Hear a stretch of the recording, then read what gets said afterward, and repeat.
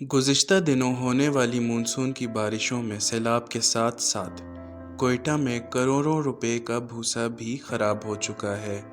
Dairy farms ایسوسی ایشن کے مطابق مونسون کی بارشوں میں کروڑوں روپے کا بھوسا خراب ہو چکا تھا کیونکہ اس میں آگ لگ چکی تھی۔ ڈیری فارمز ایسوسی ایشن کے مطابق یہ بھوسا یا چارہ اب ناقابل استعمال ہے، جس کے باعث ہمارے جانور بھوکے ہیں اور دودھ کی پیداوار میں خاصی کمی آتی جا رہی ہے، جس کے باعث یہ خطرہ لاحق ہے کہ کچھ دنوں میں کوئٹہ میں دودھ بہت مہنگے بھاؤ بکا کرے گا۔ ہماری ضائع ہو گئی ہے۔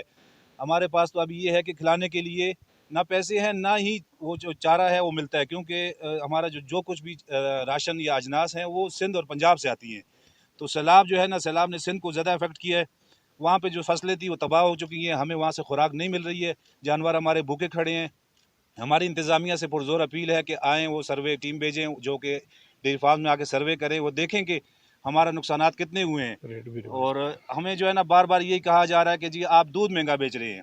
تو ہم تو یہ سوچ رہے ہیں کہ ہم تو یہ اپنی صنعت یہاں سے ختم کرنے کا سوچ رہے ہیں۔ اصل سے عوام کو اور انتظامیہ کو یہ کہنا چاہتے ہیں کہ اگر یہی حالات رہے، ہمارے ساتھ یہی سلوک رہا، تو چند دنوں کے بعد دودھ آپ کو 200 روپے لیٹر کوئٹہ میں نہیں ملے گا، کیونکہ جانوروں کی خوراک نہیں ہے، جانوروں کے جو ہے نا اس کے دودھ کی پیداوار کم ہو گئی ہے۔ انتظامیہ نے ہمارے ساتھ کوئی تعاون نہیں کیا، کسی قسم کا بھی کوئی تعاون نہیں، سوائے اس کے کہ چھاپے جرمانے اور جو ہے نا ان کو کہیں کہ ریٹ کی پابندی کرے۔ کوئٹہ میں یا پاکستان میں کس چیز کی کون سے ریٹ کی پابندی ہو رہی ہے؟ صرف دودھ کی ریٹ کی پابندی چاہتے ہیں انتظامیہ ہم سے۔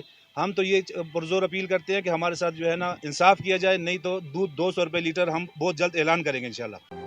ڈیری فارمز ایسوسی ایشن کے مطابق انتظامیہ ان کے نقصان کا ازالہ کرنے میں اب تک ناکام رہی ہے۔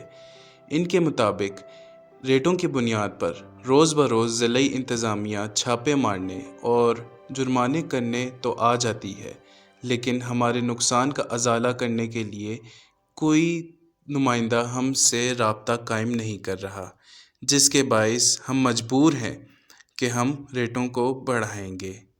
وش نیوز، کوئٹہ۔